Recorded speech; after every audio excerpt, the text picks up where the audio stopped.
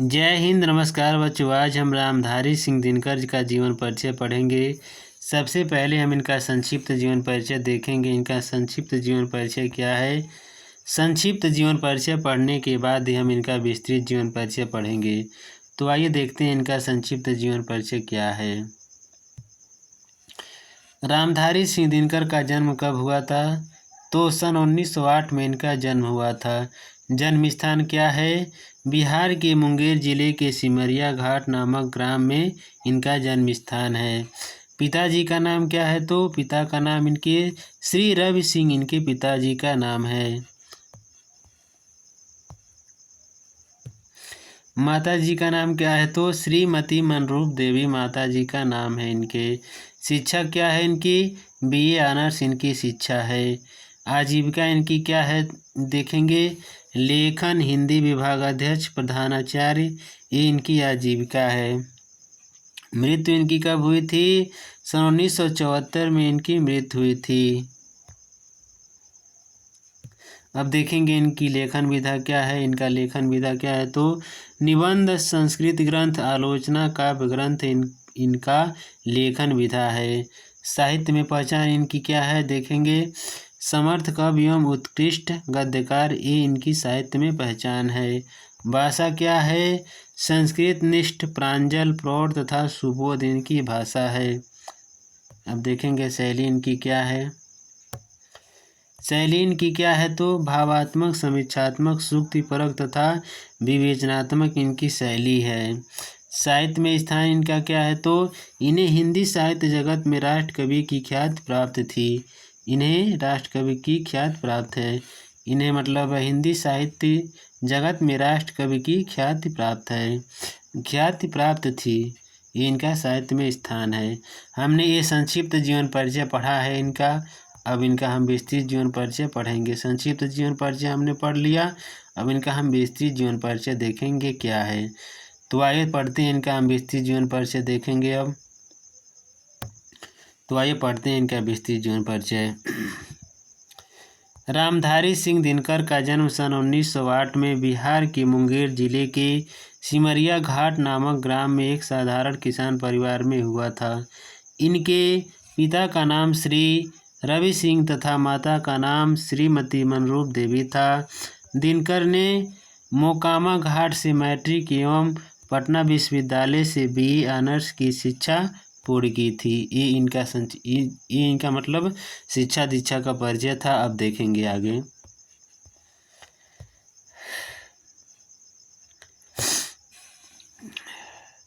पारिवारिक परिस्थितियों के कारण इच्छा रहने के बाद भी ये आगे नहीं पढ़ सके।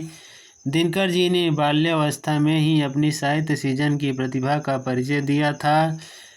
मिडिल कक्षा में अध्ययनरत होते हुए इन्होंने बीरबाला नामक काव्य की रचना की तथा मैट्रिक में पढ़ते समय इनका प्राणभंग काव्य प्रकाशित हो गया था। वर्ष 1928-29 में इन्होंने साहित्य सृजन के क्षेत्र में विधिवत कदम रखा। बीए की परीक्षा पास करने के उपरांत इन्होंने मोकामा घाट के हाई स्कूल में प्रधानाध्यापक का कार्यभार संभाला। सन 1934 में देखेंगे। सन 1934 में इन्होंने बिहार के सरकारी विभाग में सब रजिस्ट्रार की नौकरी की तथा सन 1934 में ही ब्रिटिश सरकार की युद्ध प्रचार विभाग में उपनिदेशक नियुक्त किए गए। अब देखेंगे आगे।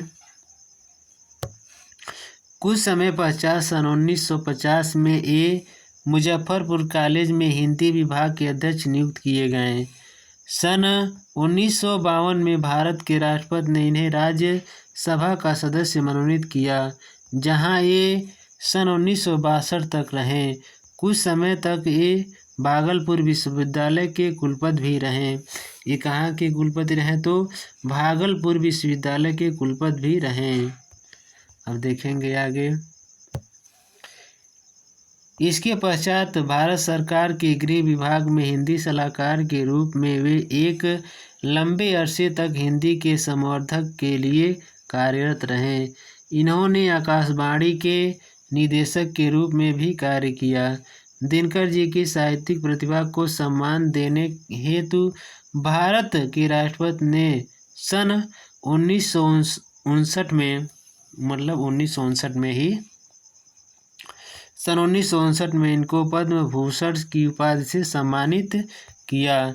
सन 1962 में भागलपुर विश्वविद्यालय ने इन्हें डीलिट की मानद उपाधि प्रदान की। इन्हें साहित्य अकादमी पुरस्कार भी मिला। उर्वशी काव्य रचना के लिए इन्हें सन 1972 में 1 लाख रुपए के भारतीय ज्ञानपीठ पुरस्कार से सम्मानित किया गया। हिंदी के ये महान साहित्यकार हिंदी साहित्य की सेवा करते हुए सन 1974 को इस संसार से विदा हो गए। इनकी मृत्यु कब हुई थी? सन 1974 में इनकी मृत्यु हुई थी। अब देखेंगे इनकी रचनाएं क्या क्या हैं, तो कृतियां देखेंगे। कृतियां इनकी क्या क्या हैं? कृतियां इनकी हम देखेंगे। दिनकर जी हिंदी साहित्य के लिए अमूल्य निधि हैं। इनकी प्रमुख रचनाएं निम्नलिखित हैं। निबंध संग्रह इनका हम पहले देखेंगे। मिट्टी की ओर, अर्धनारीश्वर, रेती के फूल, उजली आग आदि ये इनके निबंध संग्रह हैं। काव्य ग्रंथ देखेंगे इनका क्या है। काव्य ग्रंथ रेणुका, हुंकार, सामधेनी, रूपवंती, कुरुक्षेत्र, रसमिरथी, उर्वशी, परशुराम की प्रतीक्षा ये इनका काव्य ग्रंथ है। संस्कृत ग्रंथ इनका हम देखेंगे। संस्कृति के 4 अध्याय, भारतीय संस्कृत की एकता, ये इनका संस्कृति ग्रंथ है। आलोचना ग्रंथ देखेंगे। शुद्ध कविता की खोज, ये इनकी आलोचना ग्रंथ है। हमने इनका जीवन परिचय पढ़ा है। मिलेंगे अब नेक्स्ट क्लास में। जय हिंद, जय भारत।